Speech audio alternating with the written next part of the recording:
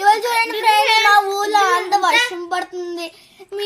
మీ ఊర్లో కానీ వర్షం పడితే కామెంట్ చేయండి. ఇవాళ మేము స్కూల్కి వెళ్ళక